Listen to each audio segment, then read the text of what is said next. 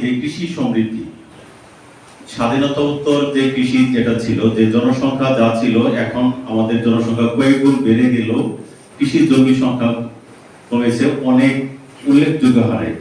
কিন্তু আমরা এখন খাদ্যের সম্পূর্ণ অনেক ক্ষেত্রে, বিশেষ করে দানাদার জাতীয় খাদ্যের সঙ্গে সম্পূর্ণ। আপনারা জানলে অবাক হবে, বিশ্বে বাংলাদেশ মাত্র 90তম দেশ, আয়তনের 90তম দেশ হিসেবে বিশ্বের শীর্ষ 10টি ফসল উৎপাদনকারী দেশের তালিকায় বাংলাদেশ অবস্থান করে রয়েছে। আয়তনের 90তম দেশ, কিন্তু ফসল উৎপাদনের ক্ষেত্রে বিশ্বে দশম বা অন্যতম শীর্ষ 10টি দেশের মধ্যে একটি। এই অর্জন আমাদের শতভাগ আমাদের কৃষকদের অক্লান্ত পরিশ্রম, আমাদের কৃষি বিজ্ঞানীদের গবেষণা, টিএসপি, ইউরিয়া, বোরন, প্রত্যেকটা সারের ইন্ডিভিজুয়াল কি কি কাজ করে তারা সেটা জানে।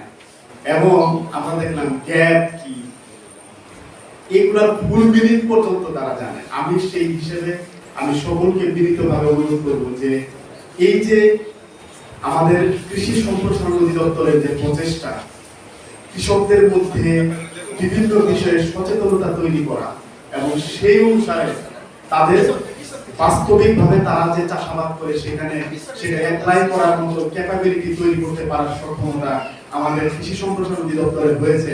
সেজন্য জোরে যারা না নন পিএফএস তাদেরকে সেই বিষয়টা সম্পর্কে ধারণা দেওয়া, যেন তারাও সেই কাজগুলো করতে পারে, একটা ফসল উৎপাদন করতে পারে।